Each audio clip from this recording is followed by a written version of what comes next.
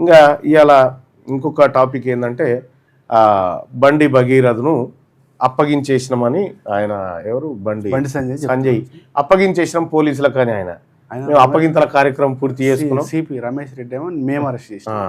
ఇది ఇస్తినమ్మ వాయనం తీసుకుంటున్నమ్మ వాయనం లెక్క మేము అప్పగించేసినాం వాళ్ళు ఇప్పుడు దీన్ని బట్టి మనకి ఏం అర్థమైంది అని అంటే బండి సంజయ్ గారు అప్పగించినటువంటి కార్యక్రమాన్ని తీసుకుంటే సో తెలంగాణ పోలీసింగ్ దేశంలోనే చాలా పర్ఫెక్ట్ పోలీసింగ్ అని చెప్పుకునేటువంటి పోలీసింగ్ ఈ కేసు ద్వారా ఏం తెలిసిందంటే మాతో కాదు, దయచేసి నేరస్తులే వచ్చి స్వయాన మీరు మా ముంగట వాలిపోతే మేము అప్పుడు రెక్కబు తీసుకొని పోయి లోపటేస్తుంది తప్ప మేము పొరపాటున వచ్చి మిమ్మల్ని పట్టుకొని మీ ఆత్మగౌరవాన్ని దెబ్బతీసి మీ మనసులు గాయపడేటువంటి విధంగా మేము వ్యవహరించడం, మేము కాకి పేరు కాకి వేసుకున్నాం కానీ ఇస్తే కాషాయం కప్పుకుంటాం, సాధువులాగా మారిపోతాం అనేటువంటి ఇది మంచిది కాదు పోలీస్ వ్యవస్థకు. పెద్దోళ్ళ కొడుకులకి ఇట్లా అవుతుంది. పెద్దోళ్ళ కొడుకు ఇట్లా చిన్నోడు అయితే వాడు మబ్బులు ఆడున్నాడు ఏం కథ వాడిని ఎత్తుకొని పోతూనే ఉంటారు. ఇక వాళ్ళ ఇష్టమే ఇష్టం.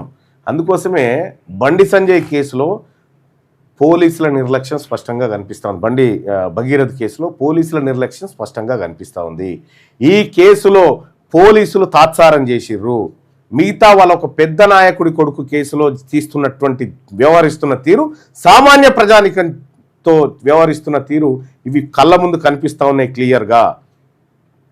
ఇక్కడ పేరుకు అరే ముఖ్యమంత్రి చెప్పుడు ఏందబ్బా మీ కొడుకుని తీసుకొచ్చి అప్పచెప్పు అని అంటే ఏందనంటే కొడుకుని తీసుకొచ్చి అప్పగించిపో అని ఏంది నాకు అర్థం కాలే. ఓ ముఖ్యమంత్రి గట్ట చెప్పొచ్చునా, పోలీసులను ఆదేశించి తీసుకురా అని చెప్పాలా. రాత్రి నువ్వు ఏం చేస్తావేమో 9 గంటల వరకు గుండాలంటూ ఉంటాడు ఆడ. ఈ దెబ్బకు ఈ బండి భగీరథ్ దెబ్బకు ఆ మంగ్లికి నిమలమైంది. ఈ అమ్మాయి ఆయన ఇటు ఎక్కడో అక్కడ ఇడిచిపెట్టిన రాయి కానీ 2-3 ఉన్నాయి సార్ ఆ మధ్యలో ఎగిరిపోయినాయి. ఏమేమి ఉన్నాయి? ఒకటి ఆడియో, ఒకటి మన తొలి రఘుది కూడా అది ఎగిరిపోయింది సార్ మధ్యన. రఘుది ఒకటి వచ్చిందా? వచ్చింది. ఈ పంచాయతీలో దాన్ని మర్చిపోయారు జనాలు. అట్లుంటుంది అన్నట్టు మనకు కొత్తది. మరి ఇలా మీడియా మరి వాట్ నెక్స్ట్ ఇవాళ మరి భగీరథ్ అయిపోయింది, మళ్ళీ కొత్తది ఏంది మరి ఎట్లా ఇవాళకి ఎట్లా భోజనం ఎట్లా ఇలా ఏం ఆయన ఒడ్లు రోడ్ల మీద దడిచిపోయి రైతులు ఏడుస్తూ ఉన్నారు. రైతులు కళ్ళాల కాడ కన్నీళ్ళు పెట్టుకుంటున్నారు, బాధపడుతున్నారు. ప్రజా సమస్యల వైపు రండి. మీ దిక్కుమాలినటువంటి బండి భగీరథను అది ఉరిది ఇస్తారనుకుందాం. ఏందా మరి తీస్తే ఇప్పుడు ఇదేనా ఈ తెలంగాణ సమాజం అంతా ఇలా ఎట్టి పరిస్థితులు అరెస్ట్ చేయకపోతే నేను తిననని ఎవడన్నా టీవీ కూడా కూర్చొని చూస్తుండా? మొత్తం దానిపైనే పడ్డారు సార్.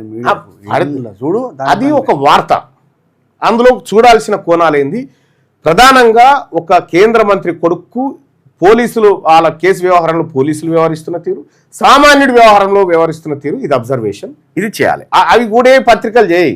నమస్తే తెలంగాణనేమో న్యాయం కోసం పోరాడు. ఇదే నమస్తే తెలంగాణ పత్రిక కేటీ రామారావు మున్సిపల్ అడ్మినిస్ట్రేషన్ మంత్రి ఉన్నప్పుడు ఎంతో మంది చిన్నపిల్లల పైన అత్యాచారాలు జరిగినాయి. ఇదే మేమున్నప్పుడు సిరిసిల్ల కాడ హాస్టల్లో ఉన్నటువంటి SC/ST బాలికల్ని తీసుకుపోయి బీఆర్ఎస్ నాయకులు అత్యాచారం చేస్తున్నారని చెప్పి స్టింగ్ ఆపరేషన్ ద్వారా బయటపెట్టినాం. నిర్మల్ బీఆర్ఎస్ పార్టీ నాయకుడు ఒక మైనర్ అమ్మాయిని తీసుకొచ్చి చార్మినార్ దగ్గర అత్యాచారం చేసి ఆ రోజు న్యాయం కోసం నమస్తే తెలంగాణ పోరాటం. ఎందుకంటే అప్పుడు పవర్లు ఉంది కదా, పవర్ దిగిపోగానే వీళ్ళకి న్యాయం కావాలి, పవర్ ఎక్కగానే వీళ్ళకు మళ్ళీ ఇది వస్తుంది అన్నట్టు. ఈ నాట్ ఓన్లీ నమస్తే తెలంగాణ, అన్ని పత్రికలు ఇదే. సపోజ్ ఇప్పుడు